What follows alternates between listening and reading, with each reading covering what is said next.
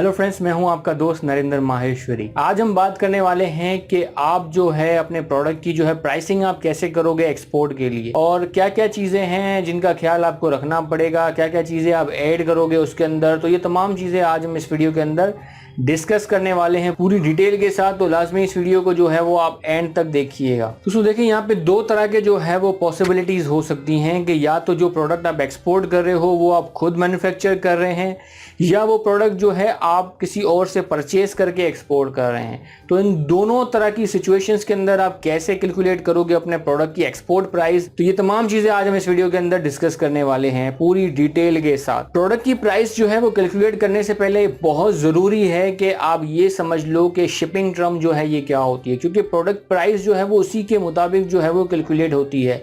Shipping term यानी FOB, CNF, CIF, ये terms जो है ये क्या होती हैं। अगर इन टर्म्स के बारे में आप नहीं जानते कि ये FOB, CNF, CIF ये होती क्या है, तो इस वीडियो को यहीं जो है पॉज करें, क्योंकि हमने डिटेल के अंदर शिपिंग टर्म को है डिस्कस किया हुआ है हमारे पिछले वीडियोस के अंदर कि FOB क्या होती है, CNF क्या होता है, CIF क्या होती है। तो जाकर आप जो है वो वीडियो पहले देखें, उनके जो लिंक है इस वीडियो के डिस्क्रिप्शन में मौजूद हैं, जाके वो देखें कि शिपिंग टर्म बेसिकली होती क्या है। देखें दोस्तों, जो आपके प्रोडक्ट की जो एक्सपोर्ट प्राइस है वो डिपेंड करती है शिपिंग टर्म के ऊपर।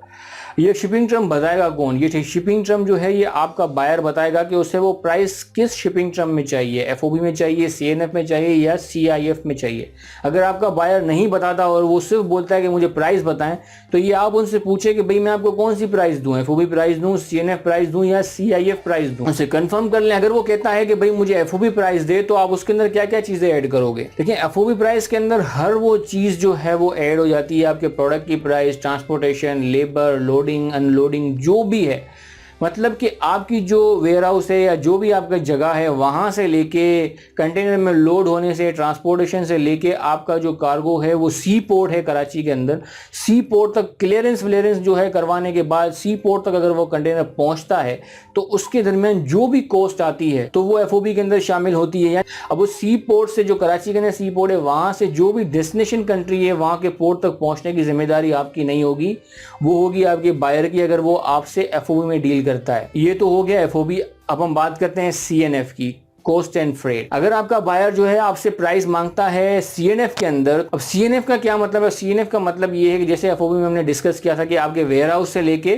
जो सी पोर्ट तक पहुंचाना था वो था FOB, लेकिन अगर वो आपसे CNF प्राइस मांग रहा है तो CNF के अंदर एक और भी चीज इसके अंदर ऐड हो जाएगी, वो होगा फ्रेट। यानी कि आप जो है आपकी जगह है यहाँ पे, जो भी वेयर हाउस है वहां से लेके जो डेस्टिनेशन पोर्ट है, जो सी पोर्ट है, फर्स्ट कर लेते हैं कि हैम्बर्ग जर्मनी है, तो यहाँ कराची से लेके जो भी आपका वेयर हाउस है वहाँ से लेके हैम्बर्ग जर्मनी के जो भी सी पोर्ट है वहाँ तक पहुँचाने के जो भी खर्चे होंगे वो आप उसको दोगे। उसके अंदर फ्रेट भी शामिल हो गया, यानी जो वेसल है उसका किराया भी शामिल हो गया, और बाकी यहाँ जितने भी लोकल खर्चे थे ये भी इसके अंदर शामिल हो जाएंगे। तो ये हो जाएगा CNF प्राइस। अगर आप CNF प्राइस दोगे तो उसके अंदर ये तमाम खर्चे भी ऐड करोगे और प्लस फ्रेट भी ऐड करोगे। ये क्या क्या खर्चे होंगे, क्या क्या इसके अंदर डिटेल होगी, ये तमाम चीज़ें मैं डिस्कस करने वाला हूँ आगे इसी वीडियो के अंदर कि ट्रांसपोर्टेशन का कितना खर्चा आएगा, क्लियरिंग का कितना खर्चा आएगा, ये तमाम चीज़ें बताने वाला हूँ। आप कंफ्यूज होने की ज़रूरत नहीं है, तो इस वीडियो को देखते रहें, कंटिन्यू देखते रहें। अब हम बात करते हैं CIF की। अब CIF के अंदर बेसिकली क्या चीज़ इसके अंदर होगी अगर आपका बायर कहता है कि मुझे CIF प्राइस दें, तो CIF के अंदर डिफरेंस क्या हो जाएगा? CIF जो है बेसिकली उसके अंदर एक और चीज़ ऐड हो जाएगी, वो हो जाएगी इंश्योरेंस। यानी इंश्योरेंस भी, जो आपका जो कार्गो है उसका इंश्योरेंस होगा, और ये इंश्योरेंस कौन करेगा? ये इंश्योरेंस कंपनी जो है यहाँ पाकिस्तान के अंदर वो इंश्योरेंस करती है। तो ये भी तमाम चीज़ें बताने वाला हूँ, कौन करेगी, कितना इंश्योरेंस होगा, ये तमाम चीज़ें मैं बताऊंगा। तो CIF के अंदर बेसिकली इंश्योरेंस इसके अंदर ऐड हो जाएगा, तो इंश्योरेंस भी उसके अंदर उस प्राइस के अंदर ऐड होके आप उसकी प्राइस जो है बायर को बता दोगे। ये तो थोड़ी बहुत मैंने चीजें आपको डिस्कस की कि FOB, CNF, CIF क्या होता है। अब हम चलते हैं कंप्यूटर की स्क्रीन के ऊपर, जहां मैं पूरी डिटेल शेयर करने वाला हूं। क्लियरेंस से कितने खर्चे होंगे, इंश्योरेंस कितना होगा, फ्रेट आप कैसे निकलवाओगे, तो ये तमाम चीजें डिस्कस करने वाला हूं। तो चलते हैं कंप्यूटर की स्क्रीन के ऊपर। अब हम आ चुके हैं कंप्यूटर की स्क्रीन के ऊपर, जो है यहाँ पर आप देख सकते हो कि यहाँ पे एक फाइल खुली हुई है एक्सेल की। तो है ये फाइल जो है हम लोग यूज करते हैं जो है प्रोडक्ट की एक्सपोर्ट प्राइस कैलकुलेट करने के लिए। तो ये एक करके मैं चीज़ें जो है एक्सप्लेन करने वाला हूँ आपके साथ। और ये जो फाइल जो है ये मैं जो है शेयर भी कर दूंगा आपके साथ कि ये आप उसको डाउनलोड भी कर पाओगे। यहाँ पे जो है हमने नंबरिंग करके यहाँ पे लिखा हुआ है 1 2 3 4 करके, तो इसी तरीके से हम देखेंगे 1 2 करके ऐसे। सबसे पहले 1 यहाँ पे एक्सचेंज रेट, जो भी एक्सचेंज रेट चल रहा हो, जब भी आप जो है किसी प्रोडक्ट की जो है वो एक्सपोर्ट प्राइस कैलकुलेट कर रहे हो तो उस वक्त जो भी जो है वो रेट चल रहा हो, अब यहाँ पर वो रेट लिख दोगे। हम यहाँ पे लिख देते हैं जो है 169 फर्ज कर लेते हैं कि ये रेट चल रहा है 169 जो है जो एक्सचेंज रेट है US डॉलर का, जो डॉलर का जो रेट है वो हमने यहाँ पर लिख दिया। अब जो दूसरे नंबर पर है वो है प्रोडक्ट प्राइस। अब प्रोडक्ट प्राइस यहाँ पर आपको लिखनी पड़ेगी। अगर आप प्रोडक्ट आप किसी से परचेज कर रहे हो फिर तो कोई इशू नहीं है, जितने में आप परचेज कर रहे हो, अगर पर केजी के हिसाब से कर रहे हो, जितने में आप परचेज कर रहे हो पर केजी के हिसाब से है, पर टन के हिसाब से है, पर पीस के हिसाब से है,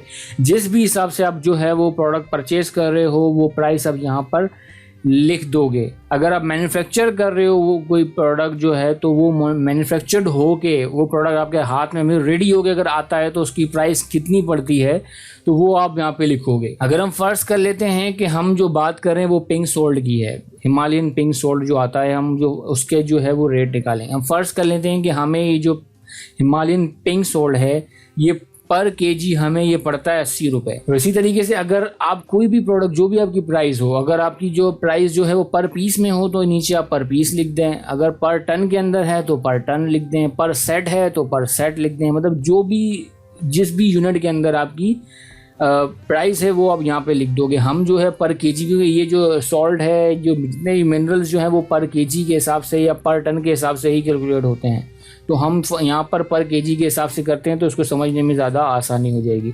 तो पर केजी कितना है, 80 रुपये पर केजी जो है ये हिमालयन सॉल्ट जो है वो हमें पड़ता है। हम ये फर्ज कर लेते हैं, ठीक है। ये हो गई रेट। अब दूसरी चीज़ जो है यहाँ पे तीसरे नंबर कॉलम की तरफ यहाँ पर हम लोग आ जाते हैं। अब यहाँ पर आता है वेट यहाँ पर लिखना होता है हमें। यहाँ पर कितना वेट, ये अब ये यहाँ पर ये वेट कौन सा वेट यहाँ पर लिखना है। अब हमें यहाँ पर वेट लिखना है वो वेट जो कंटेनर के अंदर हम लोड करेंगे, चाहे वो 20 फीट कंटेनर हो या 40 फीट कंटेनर हो, क्योंकि ये मिनरल्स की यहाँ जो आपको पता है कि मैंने पहले अपने पिछले वीडियो के अंदर बताया था कि मिनरल्स जो है वो हेवी होते हैं। इसके अंदर सिर्फ और सिर्फ 20 कंटेनर ही होता है, 40 नहीं होता। और 20 कंटेनर के अंदर मैंने आपको बताया था कि वेट जो है वो कितना आता है, वेट जो है उसके अंदर 27,000 केजी जो है आप लोड कर सकते हो। तो ये पूरा मैंने वीडियो बनाया था जिसके अंदर मैंने बताया था कि किस कंटेनर के अंदर आप कितने केजी कितना CBM जो है वो लोड कर सकते हो। तो वो वीडियो भी देखें, अगर आपने नहीं देखा तो उसका भी जो लिंक है इस वीडियो के डिस्क्रिप्शन में आपको मिल जाएगा, वहाँ से आप जाके उस वीडियो को भी देखें। तो हमने उसमें बताया था कि 20 फीट कंटेनर के अंदर जो है वो मैक्सिमम कितना लोड होता है, वो 27,000 केजी होता है। तो 27,000 केजी हम यहाँ पे लिखेंगे। अगर ये अब यहाँ पे हमने केजी इसलिए लिखा क्योंकि हमने यहाँ जो प्राइस हमने लिखी थी, यूनिट प्राइस जो प्रोडक्ट की जो प्राइस थी वो हमने लिखी थी 80 रुपये पर केजी लिखी थी, इसीलिए हम टोटल यहाँ पर केजी लिख रहे हैं। अगर आप यहाँ पे पर पीस की प्राइस आप लिखोगे तो यहाँ पर टोटल पीस आप लिखोगे, जितने कंटेनर के अंदर आप टोटल पीस डालोगे वो टोटल पीस यहाँ पर लिखोगे। अगर पर टन लिखोगे, अगर ये प्राइस पर टन में आप लिखोगे तो यहाँ पर टोटल आप पर टन आप लिखोगे। 20 फीट कंटेनर के अंदर जो है कितने टन है, 27 टन आ रहे तो 27 यहाँ पर लिखोगे। अगर सेट के अंदर प्राइस है तो यहाँ सेट के अंदर लिखोगे। तो ये उसके ये चीज़ें जो डिपेंड करती हैं, क्योंकि हमने केजी के अंदर लिखा है तो इसीलिए मैं यहाँ पे टोटल केजी लिख रहा हूँ जो 20 फीट कंटेनर के अंदर आते हैं, 27,000 केजी। देखिए मैंने एक और चीज़ भी कही थी हमारे पिछले वीडियोज़ के अंदर कि टोटल जितना वेट कंटेनर के अंदर वेट आ रहा हो वो टोटल उसके अंदर ना डालें, उससे थोड़ा कम डालें। स्टार्टिंग के अंदर जब आपको आइडिया नहीं होता वेट का, इन सब चीज़ों का, तो जो है आप 27,000 केजी से जो है वो 200-300 किलो जो है वो कम ही लिख कर कैलकुलेट करो। जब आप एक्सपर्ट हो जाओ इन सब चीज़ों में तो फिर 27,000 केजी लिख के आगे बढ़ें, कोई मसला नहीं है। क्योंकि जितनी ज़्यादा आप वेट लिखोगे उतने से ही जो है आपकी जो प्रोडक्ट की जो प्राइस है वो कम हो जाती है। अगर आप वेट जितना भी वेट आप जितना इसमें अंदर कम लिखोगे तो आपकी प्रोडक्ट की प्राइस बढ़ेगी। तो हमने यहाँ 27,000 केजी लिखा है तो आप जो है वो 27 से कम ही लिखें। तो ये भी देखें, प्राइस भी हो गई और वेट भी हो गया, ये हो गया। अब हम चलते हैं चौथे नंबर कॉलम के ऊपर, यहाँ पर ट्रांसपोर्टेशन। अब ट्रांसपोर्टेशन भी बहुत इंपॉर्टेंट चीज़ होती है कि प्रोडक्ट जो है, जो भी प्रोडक्ट अगर आप फैक्ट्री के अंदर ही मैन्युफैक्चर कर रहे हो उसको, तो फिर मैन्युफैक्चर होने के बाद जो है वो जो प्रोडक्ट है आपका जो है आपकी फैक्ट्री से जो पोर्ट एरिया है कराची के अंदर, वो वहाँ से यहाँ तक तो ट्रांसपोर्टेशन तो लगेगी आपकी। तो वो ट्रांसपोर्टेशन कितनी लगेगी, तो ये यहाँ पर आपको लिखना पड़ेगा। ट्रांसपोर्टेशन के लिए जो है आप जो कांटेक्ट करोगे वो ट्रांसपोर्टर का जो है वो कांटेक्ट करोगे। यहाँ कराची के अंदर जो है ट्रांसपोर्टेशन की जो है पूरे यूनियन बनी हुई है, एक एसोसिएशन है उन लोगों की, वो एक रेट इशू कर, वो रेट लिस्ट जो है वो इशू करती है, तो उसके अंदर तमाम चीजें भी लिखी होती हैं। अगर वो रेट लिस्ट आपको मिल जाती है तो उसमें से भी आप देख सकते हो। जो ट्रांसपोर्ट की जो रेट है ये ट्रांसपोर्टर आपको देगा। उनको ट्रांसपोर्टर को आपको क्या बताना होगा, ट्रांसपोर्टर को जो है आप जो है अपने जहाँ पे जो आपका सामान पड़ा हुआ है, जो माल पड़ा हुआ है वो कहाँ पड़ा हुआ है और ये इसको कहाँ कौन से सी पोर्ट पे जो है आपको लेकर जाना है। जैसे PICT है, KICT है, SAPT है, QICT है, तो वो आप उसको बताओगे भाई मुझे लांडी से जो है वो लांडी इंडस्ट्रियल एरिया से जो है मुझे KICT तक मुझे लेके जाना है और मेरे कार्गो का जो टोटल वजन है वो 27,000 kg है। ये दो चीज़ें उसको बता दोगे तो वो आपको उसके मुताबिक जो है वो आप रेट आपको दे देगा। और रेट जो है आपको लेना है कम से कम 3 अलग अलग ट्रांसपोर्टर से आपको रेट ले लेना है और उन तीनों के रेट्स को जो है वो ऑब्जर्व करना है और जिसके अच्छे और बेस्ट रेट्स हो आप उसके साथ डील करोगे। अब हम फर्स्ट कर लेते हैं कि भाई हमने जो है ट्रांसपोर्टर से जो है वो फ्रेट पता कर लिया है और उसने हमें बताया 9,000 रुपये हमें जो है वो ट्रांसपोर्टेशन कॉस्ट आएगी लांडी से KICT पोर्ट के अंदर। ये मैं फर्स्ट कर रहा हूँ। ट्रांसपोर्ट भी हमने पता लगा ली। अब जो है कस्टम क्लियरेंस, अब क्लियरेंस भी तो होनी है, कस्टम भी होगा, कस्टम क्लियरिंग एजेंट भी इसमें इन्वॉल्व होगा, टर्मिनल के चार्जेस भी होंगे, क्लियरिंग एजेंट भी तो अपनी फीस लेगा। तो ये सब चीज़ें कितनी आती है, क्या आती हैं, ये सब चीज़ें बताना थोड़ा सा भी मुश्किल है। तो मैं आपको एक ओवरव्यू दे देता हूँ, एवरेज में आपको बता देता हूँ कि इतना खर्चा होता है। आप अंदाज़ा लगा लो कि 30,000 रुपये, ये भी मैं ज़्यादा बता रहा हूँ, 30,000 रुपये आप इसमें अंदाज़ा लगा लो कि 30,000 रुपये एक कंटेनर के जो है आपको जो है वो कॉस्ट आने वाली है। अब इसके अंदर क्या क्या चीज़ें शामिल है, इसके अंदर टर्मिनल के जो है वो चार्जेस शामिल है, ANF अगर हो जाता है तो वो भी इसी के अंदर चीज़ें आ जाएंगी, कस्टम्स एग्जामिनेशन जो है वो कस्टम क्लियरिंग एजेंट की फ़ीस भी इसी के अंदर आ जाएगी। एक कंटेनर की जो मैं बता रहा हूँ, एक कंटेनर का ये सब चीज़ें का 30,000 रुपये जो है आपको एवरेज आप जहन में रखें कि इतना आएगा, इससे कम ही आता है तो आप जो है वो 30,000 रुपये ही लगाओगे। ये एक कंटेनर की मैं बात कर रहा हूँ। अब हम बात करते हैं प्रॉफिट की। देखिए प्रॉफिट बहुत ही ज़्यादा इंपॉर्टेंट है क्योंकि आप इसी की वजह से तो जो है ये तमाम ख्वारियाँ कर रहे हो, अदरवाइज़ आपको क्या ज़रूरत है ये सब चीज़ें करने की। तो प्रॉफिट एक बहुत ही इंपॉर्टेंट फैक्टर है। अब यहाँ पर ये है कि आपको प्रॉफिट कितना रखना चाहिए, ये बहुत ही, अब देखें ये प्रॉफिट जो है आपको कितना रखना चाहिए, क्या रखना चाहिए, तो ये बताना बहुत मुश्किल है। ये प्रोडक्ट के ऊपर होता है कि अगर आपका प्रोडक्ट जो है वो यूनिक है, मतलब किसी और के पास है नहीं, आप ही के पास वो प्रोडक्ट है, तो उसका प्रॉफिट मार्जिन जो है वो 100% होता है, 80% होता है। देखिए प्रॉफिट मार्जिन जो है अभी क्योंकि कंपटीशन बहुत ज़्यादा है मार्केट के अंदर, आप इतना ज़्यादा जो है आप प्रॉफिट मार्जिन जो है वो नहीं रख सकते हो और आप इतनी प्राइस जो है डिमांड करोगे तो कोई भी आपसे परचेज नहीं करेगा। तो प्रॉफिट मार्जिन आप कम ही रखिए। देखिए हम जो काम कर रहे हैं प्रॉफिट मार्जिन के अंदर, यकीन माने हम 5%, 6%, 7%, 8 मैक्सिमम 8%, इससे ज़्यादा कभी भी हमने चीज़ें नहीं रखी और इतना नहीं मिलता और इससे ज़्यादा बड़ा मुश्किल होता है ये सब चीज़ें करना। तो 10% जो है आप 15% रख लो या 20% रख लो, हमने यहाँ 10% रखा है, वो आपकी मर्जी है, वो आप जितना रखना चाहते हो आप यहाँ पे प्रॉफिट मार्जिन अपना यहाँ पे रखोगे। लेकिन यहाँ पे चीज़ें जो भी आप पुटअप करते जा रहे हो ये नीचे ऑटोमेटिकली चीज़ें कैलकुलेट हो रही हैं। ये FOB प्राइस हो जाएगी, ये CNF प्राइस, ये CIF प्राइस। अब जैसे हमने कहा था कि FOB प्राइस कैलकुलेट करने के लिए जो है वेयर हाउस से लेके सी पोर्ट तक पहुँचाने के जो खर्चे हैं वो आ जाएंगे। अब यहाँ पे FOB प्राइस हम लोग देखते हैं। FOB प्राइस के अंदर क्या चीज़ें आ गई, प्रोडक्ट की प्राइस जो है हमने यहाँ पे लिखी 80 रुपये पर kg, उसके मुताबिक टोटल kg कितना था 27,000 kg के हिसाब से यहाँ पर जो है ये प्राइस आ गई। प्रोडक्ट की प्राइस जो हमें देनी पड़ेगी जिससे हम ये प्रोडक्ट खरीद रहे हैं। ट्रांसपोर्टेशन की प्राइस यहाँ पर आ गई कि 9,000 रुपये हमें ट्रांसपोर्टेशन चार्जेस लगेंगे। कस्टम क्लियरेंस और टर्मिनल के चार्जेस हमें कितने लगेंगे, भाई हमें लगेंगे 30,000 रुपये इसमें लगेंगे। फ्रेट की अगर बात करें FOB के अंदर अगर आपका बायर डील करता है तो फ्रेट बायर वो खुद करेगा, ये आपकी जिम्मेदारी नहीं है। इंश्योरेंस भी जो है ये बायर की खुद की जिम्मेदारी है, ये आपकी जिम्मेदारी नहीं है। FOB के अंदर प्रॉफिट मार्जिन आपने जैसे कहा कि मैं 10% मार्जिन रखूंगा तो यहाँ पे 2,16,000 रुपये ये आपका प्रॉफिट आ गया और यहाँ पे टोटल नीचे ये आ गया, ये टोटल वैल्यू जो भी एक कंटेनर की जो आपकी वैल्यू बनेगी, एक जो 20 फीट कंटेनर होगा उसकी वैल्यू जो है 24,15,000 रुपये बनेंगे।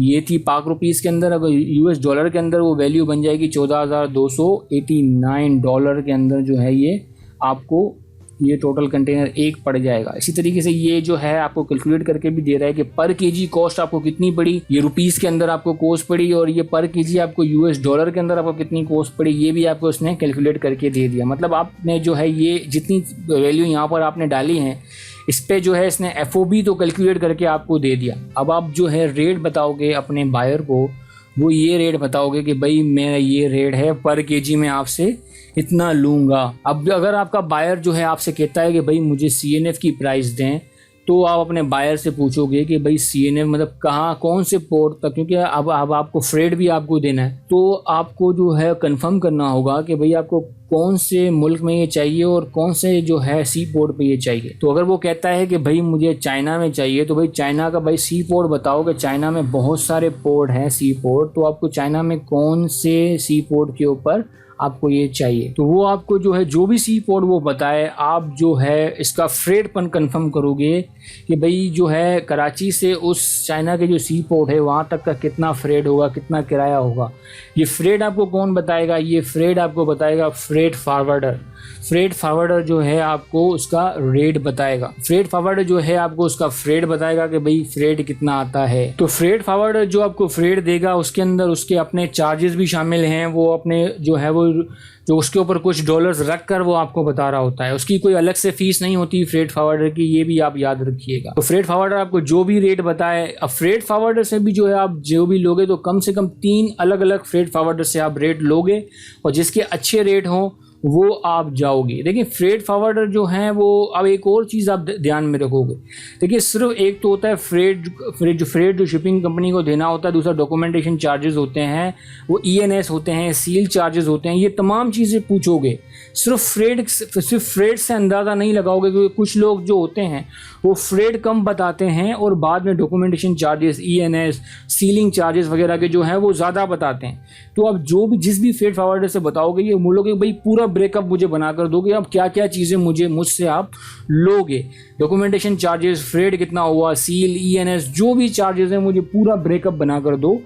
फिर आप तीनों से अलग अलग पूरा ब्रेकअप आप उनसे लोगे तो फिर आपको समझने में ज़्यादा आसानी होगी कि भाई किसके रेट अच्छे हैं, क्योंकि कोई रेट जो है वो फ्रेट जो है वो आप कम बताते हैं, बाकी चीज़ों के अंदर वो डंडी मार जाते हैं, तो आप इससे बच के रहें। तो पूरा का पूरा ब्रेकअप उनसे मंगवाएं कि भाई आप मुझसे पूरी प्राइस जो लोगे वो मुझे बताओ। तो वो जो भी चीज़ें आ रही हैं उनका टोटल करके जो है आप जो भी फ्रेट फारवर्डर आपसे ले रहा है वो टोटल करेंगे और यहाँ पर आप ऐड कर लेंगे। हम फर्स्ट कर लेते हैं कि भाई हमें रेट मिला है वो है $150 चाइना के पोर्ट का, तो $150 का हमें फ्रेट मिला, हमने यहाँ फ्रेट लिख दिया।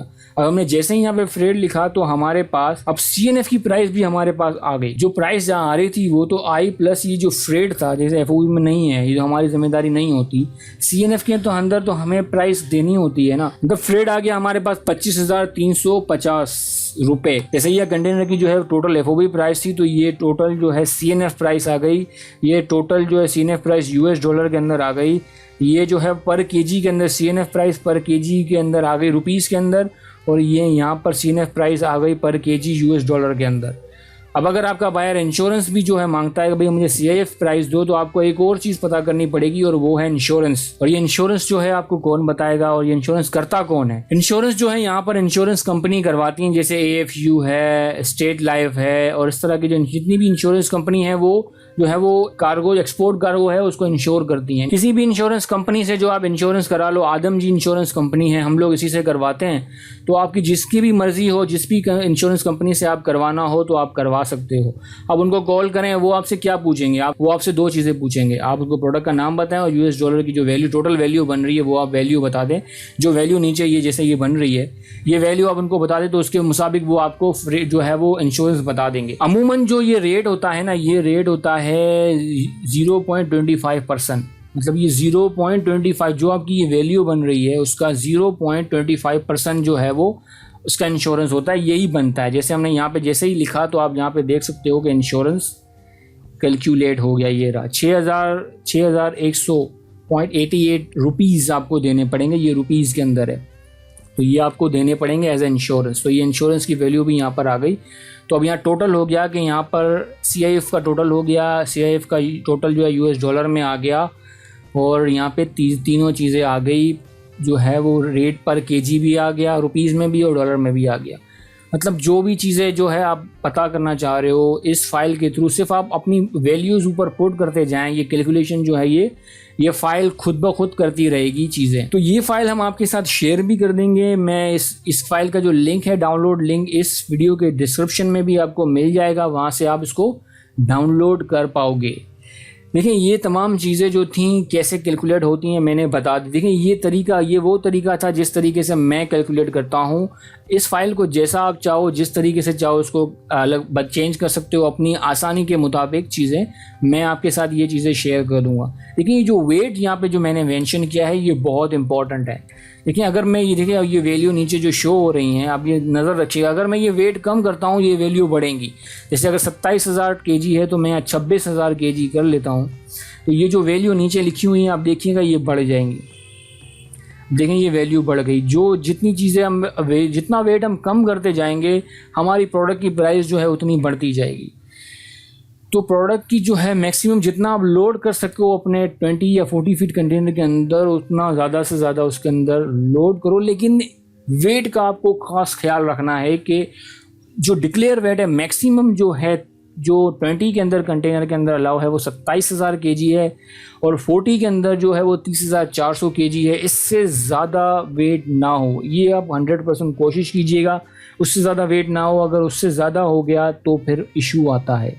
वेट का सिर्फ आपको ख्याल रखना होता है। अगर हेवी कार्गो आप डील कर रहे हो तो अगर कोई हेवी कार्गो अगर नहीं है, जितना लोड कर सकते हो लोड करें। अगर आपका लाइट वेट कार्गो है। दोस्तों ये वो तरीका था जिस तरीके से जो है आप प्राइस जो है वो कैलकुलेट कर सकते हो। आपका जो प्रोडक्ट है वो किस प्राइस पे ऑलरेडी एक्सपोर्ट हो रहा है ये पता लगाने के लिए जो है ये हम कैसे पता लगा सकते हैं, और लोग इसको कैसे पता लगाते हैं। जो लोग हैं वो पता लगा रहे होते हैं, वो यूज़ करके एक्सपोर्ट डेटा को जो है वो यूज़ करके ये सब चीज़ें पता लगाते हैं। देखें लोगों की बहुत ज़्यादा शिकायतें हैं मुझसे कि भाई मैं फ़ोन नहीं उठाता और रिसीव नहीं करता। देखिए आपकी शिकायत बिल्कुल जायज़ है। देखें वक्त की बहुत कमी है, वक्त की बहुत ज़्यादा कमी की वजह से जो है मैं वो मैसेजेस का लेट रिप्लाई तो मैं कोशिश करता हूँ कि रिप्लाई करूँ। व्हाट्सएप मैसेजेस और जो वॉइस मैसेजेस हैं उनका रिप्लाई तो मैं करता हूँ और कोशिश करता हूँ कि जल्द से जल्द उनको रिप्लाई करूँ। व्हाट्सएप का मैसेज तो मैं आपके साथ शेयर कर रहा हूँ, लेकिन आपको इसके ऊपर कॉल नहीं करनी। आपको सिर्फ और सिर्फ आपको जो है वो व्हाट्सएप मैसेजेस करने हैं या वॉइस मैसेजेस करने हैं, आपको कॉल नहीं करनी। क्योंकि दोस्तों यकीन माने इतने ज़्यादा कॉल्स मेरे मोबाइल पे आ रहे होते हैं कि मुझे जो है वो मजबूरन मोबाइल को बंद करना पड़ता है। तो आपसे एक ही रिक्वेस्ट है कि आप जो है कॉल ना करें प्लीज़। आप जो है व्हाट्सएप मैसेजेस को जो है मैसेज करें और वॉइस मैसेज करें।